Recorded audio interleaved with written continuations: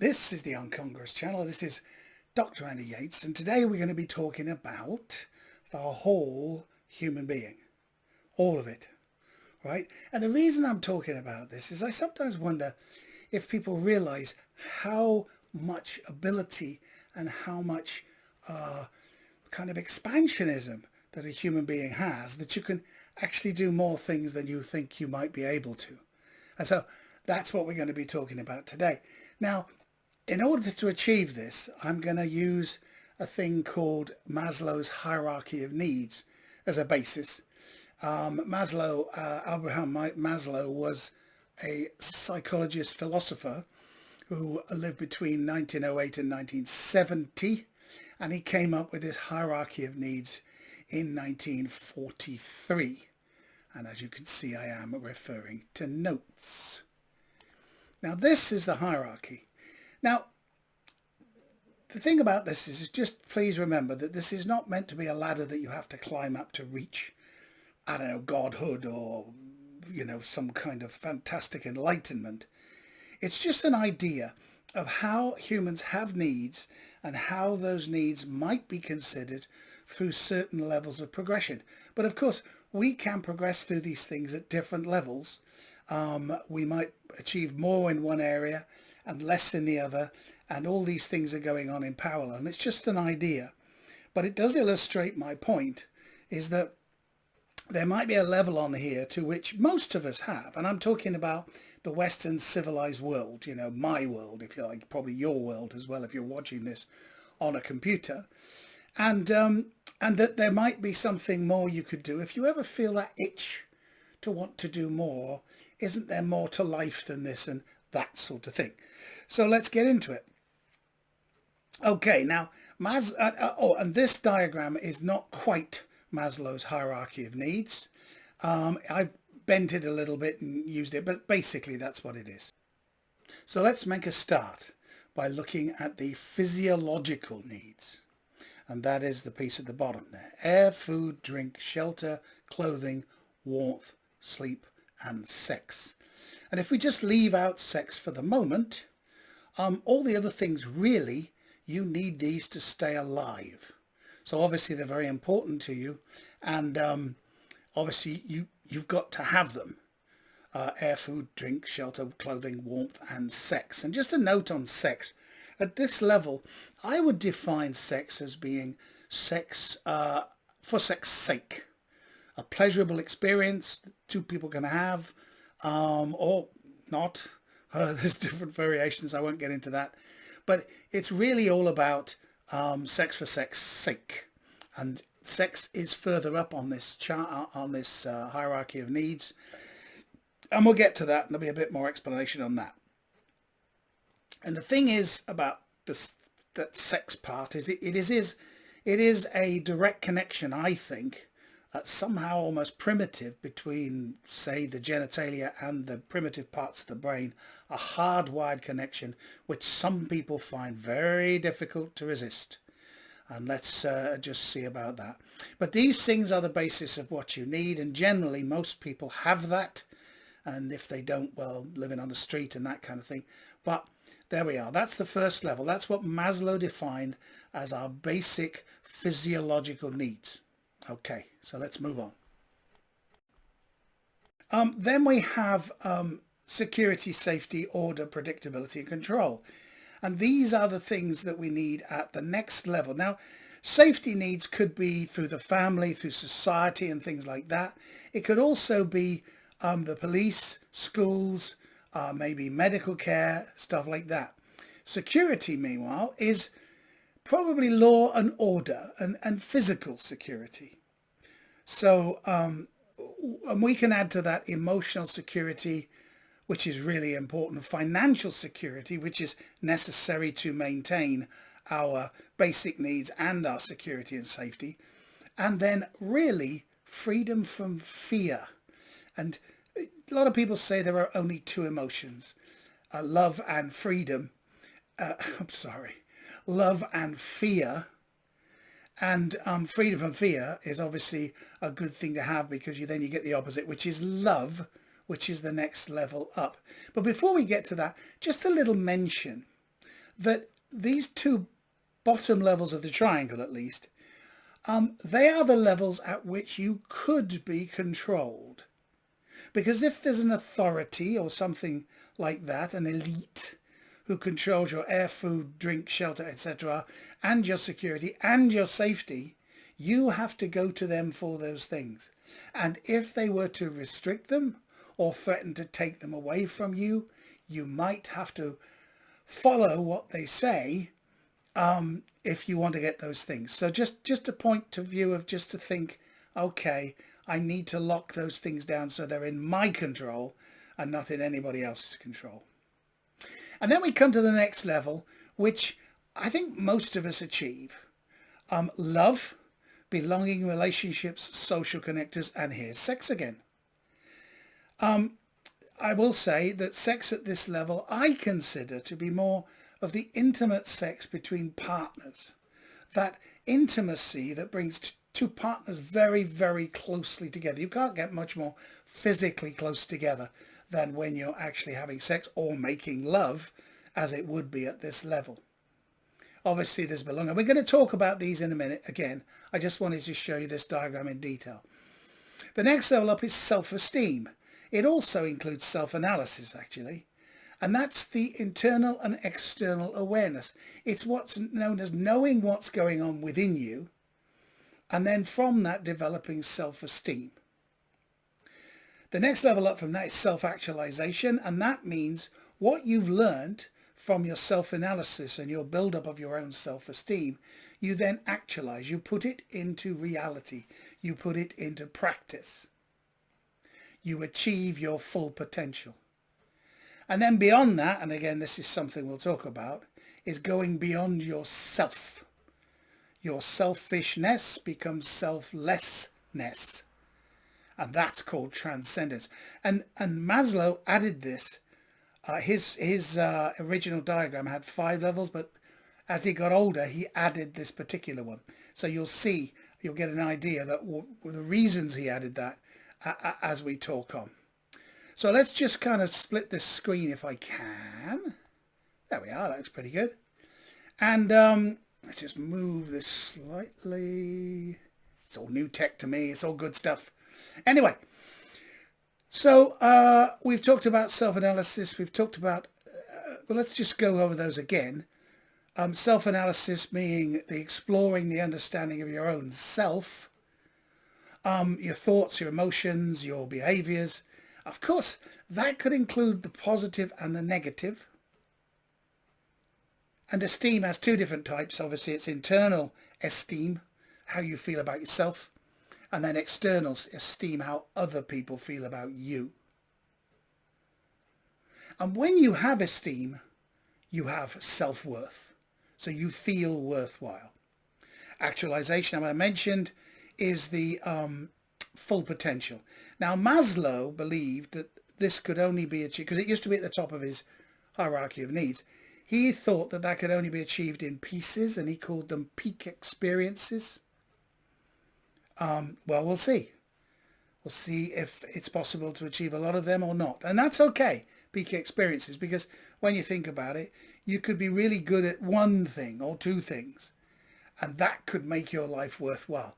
And here's a key: happiness. At any level of this, if you're happy, why change it?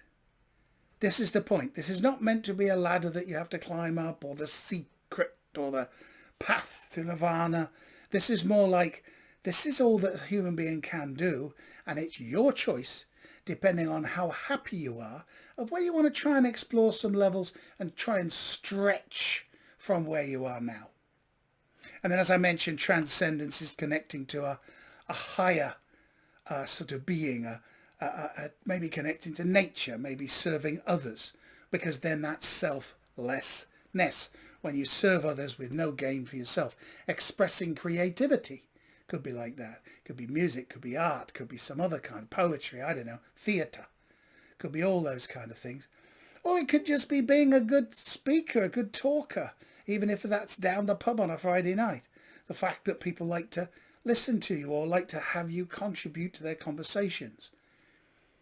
And again, Maslow said few people reach this level, but peak experiences, that's the point. Let's be fair.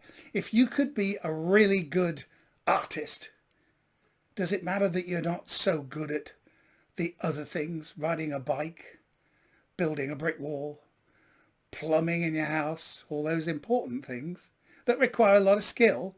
But you can paint these marvelous paintings that people appreciate. It's wonderful. Okay, so that's transcendence, and I am reading, well, I've got bullet prints on a bit of paper, so you'll hear me changing over those. Yeah, so transcendence is all about getting past the self, getting past the ego, that the individual connects with something greater than themselves, which is a wonderful thing. As I mentioned, there are peak experiences, maybe one or two things that you're really good at that can give you that happiness because of your creativity or your appreciation of nature or whatever it is. Okay, so let's have a look in depth. And as I said, what I want to look at is, because the bottom three levels, the biological needs, the security and safety, the relationships and so on, I think a lot of people have got that. I look down my street, just have a hand, no, can't see there. I look down my street and I see all these families down there, and I live in a very nice street and a lot of, happy people. And they could be a single person living in a house, could be a couple, could be a family, could be a multi-layer family where, grandma or grandpa are staying there as well. And that's fine. There's your love and relationships, and it's all good stuff. And if at that level you're happy, why would you want to change it? If you feel fulfilled, you feel worthy, what is the point of changing it? But I think a lot of people feel, well, I've got all of this. And because if you go to sort of the levels of doing self-analysis and stuff like this, you don't throw the other levels away. You've still got them. But you can then extend yourself a little more. And that's the point I'm trying to make in this little talk, this little discussion we're having. All right, so let's go back to self-awareness, self-esteem. Now, self-awareness or self-esteem, the categories for self-esteem, Maslow had two categories. There's esteem for the self, and then there's respect from others, esteem from others, if you like. It could be engaging in a hobby or maybe your profession, those kind of things, and that gives you recognition, and that gives you a sense of contribution and value, and therefore esteem from other people, but also a sense of pride in yourself and what you can do. But also recognizing things that are holding you back. Are you too scared to make a change? Are you kind of thinking, well, I'm just comfortable where I am, and I don't want to take a risk of trying that thing or taking the promotion or expanding what I do or having a crack at that second job because I might like that more than the first one. Whatever it is, are these things that are holding you back? Are they things you want to change or would like to change, or could even just have a little try, just an experiment to see if you want to change them?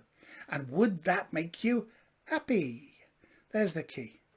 But you may also have recurrent negative thoughts, and these are the kind of things that come through when you're a child. Your dad always used to say, I got to take this one a bit personally, oh, you'll never amount to anything, oh, you'll never do this and you'll never do that.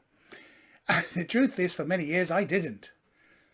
But eventually I found it was easier to swim with the current than swim against it. And just like this hierarchy of needs, I could have all the other things as well as the things I particularly wanted to do. So that was a wonderful thing, and it expands my life anyway. And perhaps you might want to do that with yours. So having self-esteem, in part, you gain recognition and respect. Because when you have self-esteem, you're more likely to get respected, appreciated, and be given esteem by others. But if you feel good about yourself, maybe the others don't really matter. And when the others don't really matter, that's when you start to get friends and things like this. Because it's not that they're not important, it's just the fact that you feel good in yourself. and people around you will get that feeling of you feeling good and will want to be part of it. So self-awareness. Now this is where we get a bit more interesting. Self-awareness is knowing your character, your emotions, your motivations and your abilities. And the reason you want to know your character is because you want to know how you kind of react to different things, especially with your emotions. Just tying those two together so that you actually know how you're going to react to other things. And again, you can look at this. Is that positive? Is that negative? Is it balanced? Is it intellectual and intelligent? Or is it just some gut feeling that bursts out of you? Maybe you can identify that. And maybe identify whether it's something you would really like to change, because it would make your life easier. Because often it's not about what you think and what you feel. It's about how you display it to the outside world. And you'll see in the papers and the news and everything like this, people who lose their absolute livelihood, their career, their status, everything, because they speak out too loud. Because they say too much of what they think instead of considering, well, I feel like this, but I've got to be careful what I say and consider the impact that would have on other people. Important. But anyway, so it's an introspection that we're doing. We're actually looking inside ourselves to understand and better recognize thoughts, feelings, emotions, and behaviors. To learn who you are, right? And what you value and how you relate to the world. Because then knowing that can then provide you clues of how you want to participate in the rest of the world. So, good old Maslow, he always had his internal self-awareness and external self-awareness. So internal self-awareness is where you recognize your strengths, your weaknesses, and your motivations. And it's important to do that, because you could say, well, if this is a strength, I don't really need to work on that, but maybe I need to work on some of the weaknesses. You see, and work on the motivations. Am I doing this for myself? Am I doing this for other people? Am I doing this for a good reason? Am I doing this for a not so good reason?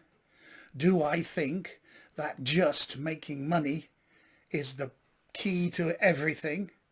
Or do I think that making money is good, but I need to do it in a certain way that's morally okay with me? And external self-awareness, which is where you consider how others perceive you and understand how your actions affect other people around you. Like I said, the amount of times you see these people, famous people, put their foot in it basically and destroy all credibility and support that they've had. So why is self-awareness important? Well, it helps you with improved decision making. When you know yourself well, you can make choices aligned with your values and your goals and your morals too. You have better relationships because you understand your emotions, and you can also appreciate empathy. Empathy being understanding or feeling the feelings of others, their emotions, what reaction you will get if you approach them in a certain way. And you can make life so much easier that way. Let me give you a little tip here. When you communicate, one thing I've found good, and you might as well, is what I call a sprinkle of grey. You know, like some people put salt and pepper on their meals and they season it. They put a sprinkling of something on it to change the overall flavour, but it doesn't change the meal. If it's meat and two veg and you put salt and pepper on it, it's still meat and two veg. It's got some salt and pepper on it, that's all. Greyness. You can say, I think this. Or you can say something more grey, which is like, well, my kind of thinking, although I'm still learning about it, is this. Because if somebody then comes back to you on it, you can say, well, as I said to you at the time, it's something I've been thinking about. I haven't really decided yet. See? It's a little get out of jail free card. Things like this. Just colour what you say with a tiny bit of greyness, so that you're not making solid statements all the time. This is what I think, and this is the only way I think it. You can also divert it. A lot of people do that on the web. You know, many people on the web think that ABC. you know. Well, I've seen people writing on the web that say ABC. You know, well, I'm still undecided, but people on the web think ABC. You see what I mean? And it always gives you an idea, and you're still putting your opinion out there, and you're still opening that opportunity for conversation about a subject, but what you're not doing is hanging your hat on it. You're right, you get it, you get it, you get it. So, as I said, you can enhance your empathy. You can also communicate effectively and build stronger connections because you learn languages, you learn relationships that last because you're not controversial, really. Also, personal growth, because you become aware of areas for self-improvement. You might think to yourself, well, I wish I could have said that in a better way. And then you might think, well, maybe that's something I should learn at this self-esteem as I become more self-aware. You know, these are areas where I put my foot in it because I get quite inflamed and impassioned and emotional over it. Well, then maybe that's the time to take a brief breath. Oh, well, I think this, or I've been thinking about this, and I'm sort of wondering whether it's this or whether it's that. Bit of greyness, you see. But you can make improvements in that area. You can cultivate self-awareness. Now, how do you do that? We can do things like, and you got to understand, this is not all about woo-woo, new age, anything like that. These are practical things that human beings often do all day. Practice mindfulness. Now, mindfulness are techniques. It is a meditation technique, and it helps you observe your thoughts and emotions in the present moment without judgment. So basically, you're doing that self-awareness. You're just looking at yourself, seeing where you are.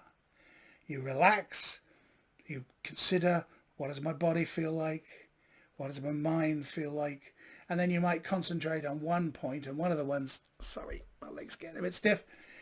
Concentrate on one point, which is often the feeling of the breath going in and out of your nose. And you just sit and try to keep your thoughts coming back to the feeling of the breath coming out of your nose, and it brings you into the present moment. And people find a lot of help from mindfulness because it calms you down. It lets the body get into nourish and nurture. It's a very good thing. But if you think that's a bit woo-woo, then ask your friends what they think. You know, you go to a meeting or you go to a kind of communal thing and you give some opinions and stuff. And then afterwards you think, you know, Fred, how do you think I sounded in there? Because you can't hear yourself. And I just wondered, what did you think? And they may make comments about what you said. And I said, well, those are my points I wanted to make. But how did I sound? Did I come over well? Do you think I got a bit too emotional or wasn't emotional enough? Those kind of things. Of course, they got to be people you trust, because people might stitch you up or think it's a big joke to say, oh, no, everybody was looking at their feet. And I was seeing people thinking about whether they wanted to leave and stuff when you were talking. And they're just joking. But it might cause you a bit of a problem with your self-worth. So just find people you can trust, right? You might ask your family. I mean, often you can trust your family, you know, to say the right things, not the right things, to say true things, in a appropriate way. Because you can say one thing and you can say, well, oh, the way you speak, it sucks. Or you can say, well, I think you need to work on your delivery a bit. Because what you were saying was very good and very true. But I didn't think you got it over in the audience, because you do tend to talk in a bit of a monotone voice, and people tend not to want to listen to you when they hear your voice as a drone, right? So you've got to have this nice, a bit more colour, a bit more flavour. Maybe use your arms like I do. Many years of acting's done that for me. You could ask your colleagues, like people you work with, you know. I mean, depending what you do, and again, they're the ones that are going to take the pee out of you. But that's good too. Because if you build up that resilience and that ability to say, well, I can take it, boys. You know, I can understand it. And then maybe understand the underlying emotions they're going through. It's good, because then if you're ever in an audience and somebody kind of heckles you or says something about what you're saying, or could be on the street, or could be anything, somebody says an ugly comment to you or something, you would build up a bit of resistance to that, because that's a good thing, because really that's usually their problem, not yours. They've got the ones with the issue, not you. Okay. Also, journaling, that might sound a bit like geeky, but really it's a useful thing. Lots of people keep diaries, lots of people keep notes of what's happened during the day. Now, I know that's probably more common if you're doing sort of a more manual, craftsman or skill-based job where you're using your hands. Well, it's not like you've got a pen and paper right in your hands that you can use. You know, you might have a brick and a load of cement, or you might have a mortar, I should say, or you might have a bunch of pipes and some and a welder, you might, whatever, right? But it is still a good thing to do, to make a note or two. And if you're thinking about improving yourself from what you're learning from self-awareness, might want to make a note about this, you know. Had a row with Mary today. Could have done a bit better by saying this and that, which I thought about afterwards, which is annoying, because if I'd have said that while I was talking to her, we wouldn't have got quite into it and emotional quite so much. Those kind of things. So next time you see Mary, you say, "Oh, Mary, when I was last talking about this, sorry what I was saying, and I thought about it afterwards, and I thought maybe I should have said it this way." Wonderful. It's intelligent conversation. It's a beautiful thing. Okay, moving on. And explore your values. Understand your core beliefs. What is it I believe in as far as these different areas of things? There's a lot going on in the world these days. How do I feel about that? And then consider, if I were talking to somebody else, how would I express my feelings to them without it being upsetting, provoking, angry, those kind of things? What truly matters to you, really? That's really what it's about. So then we come on to the next one. Sorry, I should be doing this. Look at this. I brought a pen in here for this purpose. There we go. This is high tech, isn't it? Let's be fair. I love this stuff. You wouldn't have believed I was in IT at one time in my life, would you? Anyway, so self-actualization, achieving your full potential. Well, it's the realization of the potential that you've identified between the one that's down below, self-awareness, self-esteem, internal and external self-awareness. You now know what you're like. You know your strengths and weaknesses. Now you can self-actualize or improve. You can increase your full potential or achieve your full potential. Now, Maslow describes this level as a desire to accomplish everything that one can, to become everything one is capable of becoming. And the US Army has one, and I hate that because it's the US Army, but it's a good phrase. Be everything that you can be. It's very good. It's very good. And what it says in that is being everything that you can be. So there's no point in, like me, I did a marathon in 2002, right? It's not boastful. It was walk, run, jog, marathon. In other words, do 26.66 miles, 2/3 mile, whatever it is. Just get it done. Doesn't matter how long it takes, doesn't matter how you do it, just go from the start to the finish. And I did that. It was very, very difficult for me.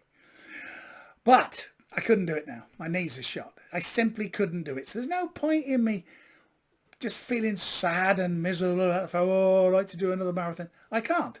So don't bother thinking about it. What can I do? Can I go jogging around the block? No, because my knees are shot. All right. Is there something else I could do? And as I said, make sure it's within your grasp. Make sure it's possible. And again, Maslow pushes again on this and talks about peak experiences. Transitory moments he talks about.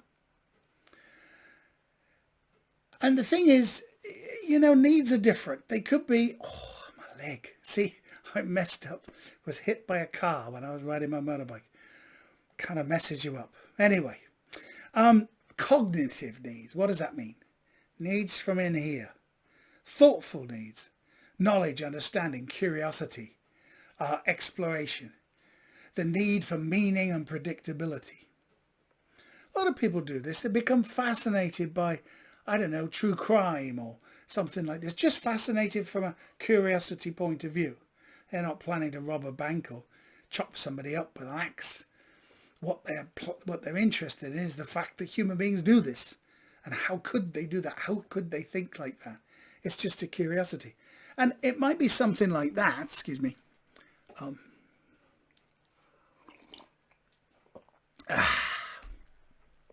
It could be something like that, as innocent really, except just for curiosity. And that might be all you need to get into some kind of self-actualization, because now you're using your mind.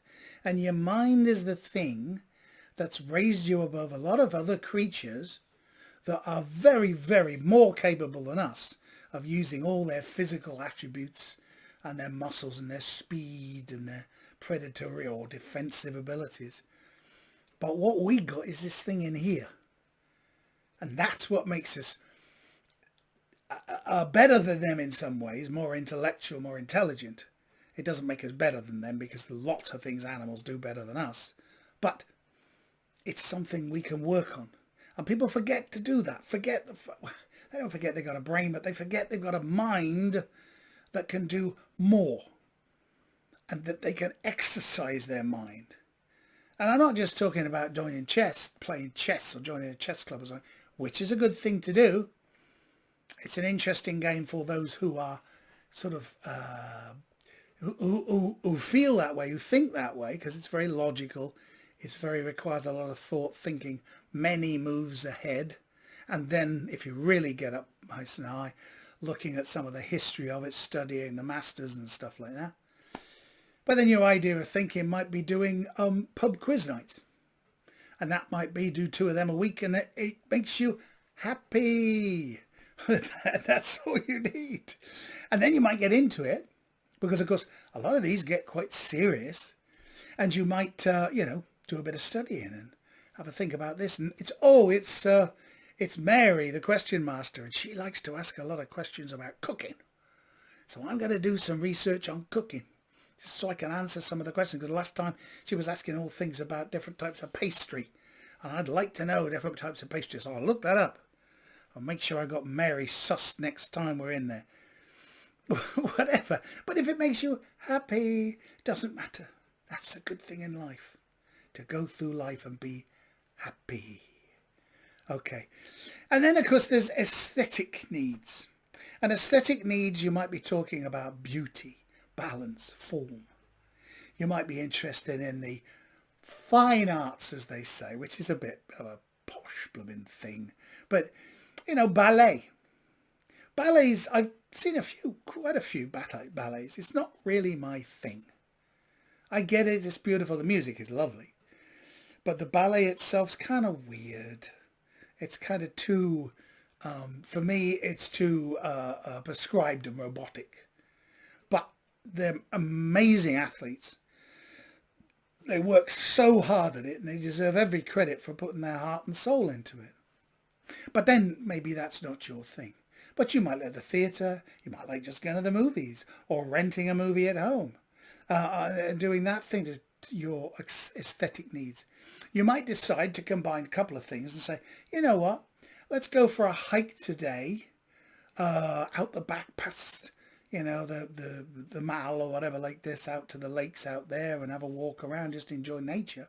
Or you could say, let's go to that ruin, let's walk to that ruined castle, or take the car to here and then walk from there. And all of this, those are things.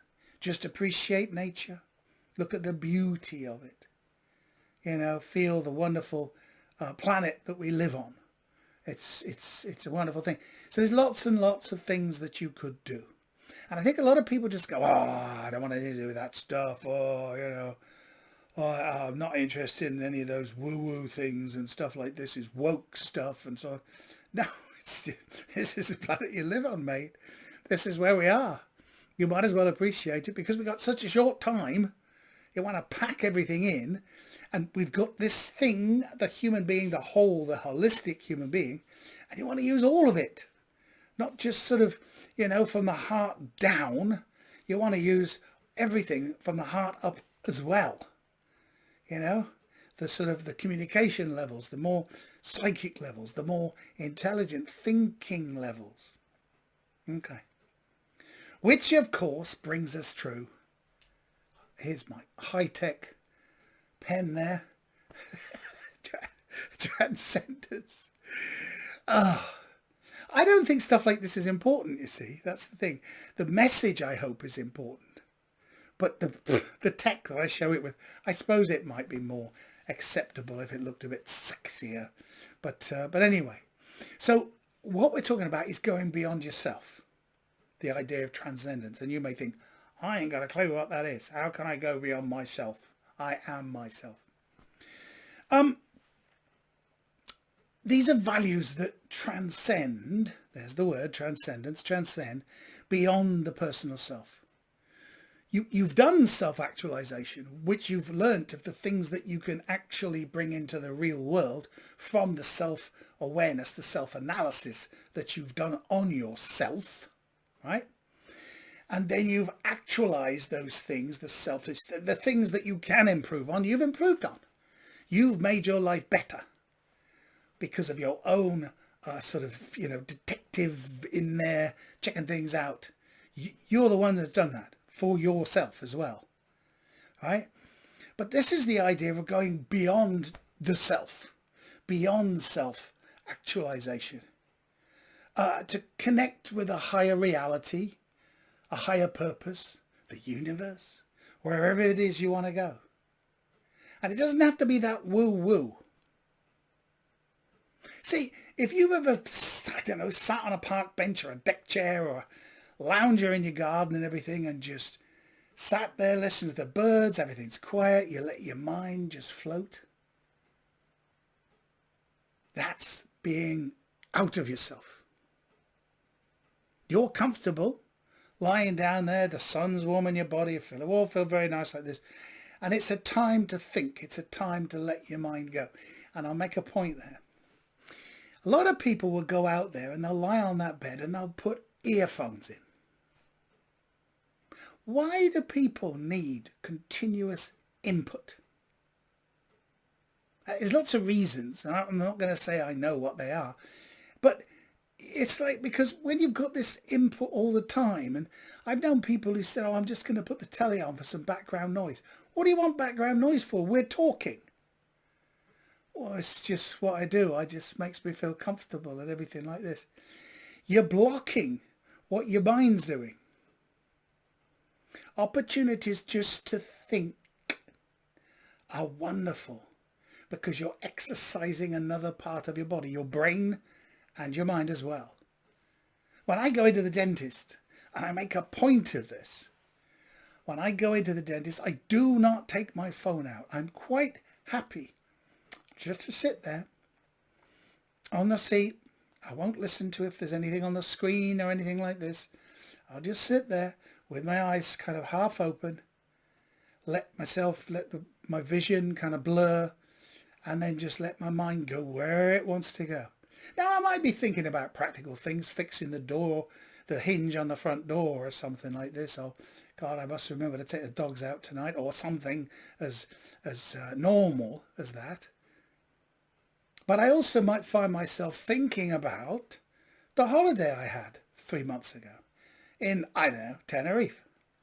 And I can remember sitting in the cafe with a nice, I don't know, pina colada or something in front of me, just listening to the sound of the waves breaking on the beach, the warm sun, the sound of the gulls, which really you've travelled in your mind to that place, which you would say, oh, that's impossible, you can't do that. Well, you just did, because it's all possible within the mind. You don't go anywhere for real, but you do in your mind. And that's the point. The mind has capabilities like that. And it's not woo-woo and it's not new age, because we all do it. You know, when you're trying to get a memory out of your mind or your brain, you kind of just don't pay attention to everything else. You're just thinking, oh, what was that thing? What was that thing I looked at the other day? Or that thing I saw on the telly the other day? What was it Mrs. Smith said to me the other day? Oh, what was it now? I can see her there now. I can see her and I can hear her voice. And I know it was in the street. It was just outside the house. And all these things. And at that moment, you're not aware of your body. You're not aware of the room around you. You're not aware of the dog asleep at your feet. You're somewhere else in your mind. It's normal. It's normal. It's nothing to be kind of poo-pooing and stuff like this. It's good stuff. Get on with it. Anyway, so that's transcendence. You see, you're getting out of yourself. And it doesn't have to be anything woo-woo, but it can. So part of being out of yourself is being, as I mentioned before, selfless. Not selfish, but selfless. So altruism is what we're talking about. Doing things for others. Particularly doing things for others without any reward for myself. Yeah? Helping out at the local orphanage or something. Helping out at the dog's home. Helping out, Mrs. Smith down the road. Help her cut her grass for her because she's a little old lady. She can't do that and she can't afford to get a gardener. Stuff like that, which gives no reward for you. Well, perhaps one little one makes you feel good, right? Yeah. You could help others to achieve their potential. You might have a skill, and it doesn't have to be astrophysics or quantum science or anything. You might have a skill like carving wood, and you might be able to teach it to some of the kids, or they'll watch the knives. But or football or something. You could be the little coach, the coach for your street or something like this, and that might get to other things. Things just you could teach to somebody else. It gives you no benefit, money, anything like that, except a feeling of goodness, I suppose. But you don't do it for that reason. You do it because you want to help the others. You're selfless. You move beyond your personal concerns. And that will develop a deep sense of unity, understanding, belonging to the rest of the street because the other dads come in to help out, maybe mums too, and, elder siblings, and you have a bit of fun and so on. But, of course, there's a spiritual side to this. And I must cover this. Because it refers to the mind going beyond the limitations of the physical world and achieving a higher state of existence. Connecting with something that's greater than yourself. Now, whether that's a divine entity or the universe, whether it's a sense of interconnectedness with all things, and you might seek that kind of spiritual transcendence and connectedness through meditation or prayer, because a lot of people pray, and that's the same thing as meditation, or other contemplative experiences. We used to do a thing called trance dance and various other ways of doing it, yoga trance and stuff like that. And you basically put a blindfold on and you dance around. And somebody like me who's not terribly delicate when they dance, you're okay because no one else can see you. Everybody's got a blindfold on except for the person who's running it, who's there, can see for safety. But yeah, and the music's good and you move to the music and you just let yourself go. You let your body feel the music, your body reacts to the music, and your mind can be released and go anywhere, as I said. Could go to your last holiday, could go to your next holiday, could go to the future, could go to the past, could go to the outliers of the universe. It's all good stuff, right? And of course the neuroscientists have mapped this to various areas of the brain and everything like this, and I've got some theories on that which I won't go into now. It is on my YouTube site. But the point is, it does activate different parts of the brain. This is a real thing. It's a real thing that's happening within here. And it's a lot cheaper to travel to Tenerife in here than it is to get on a plane and do it. but not as much fun. Okay. Obviously there's the religious side of it. So religious transcendence might be associated with moments of communion or communication with God, with other gods, with supernatural beings, with all kinds of things, right? Mystical experience, such as feeling one with the universe. And a lot of people say that, and I'll tell you, it's an amazing thing. It's like stepping off a cliff and suddenly you're in free fall. And you feel this just connection to everything at some point. It's phenomenal. And it's a peak experience because you don't do it all the time, because then you wouldn't be able to do anything else. But it's a peak experience that I think anyone can achieve. And of course there are prayers and there are rituals and meditations that create pathways towards this kind of transcendence. But it's also not limited to faith or particular aspects of religion, because it's a universal human experience. And you could say that, like an atheist, right, which is a kind of a faith on its own, an atheist can get the same kind of thing by thinking about the universe, the planets, the cosmos, black holes, neutron stars, all this kind of stuff. They can get into it in that way. They don't have to have, angels and ghosts and, different creature jinns and stuff like this. So, okay. So, basically, transcendence.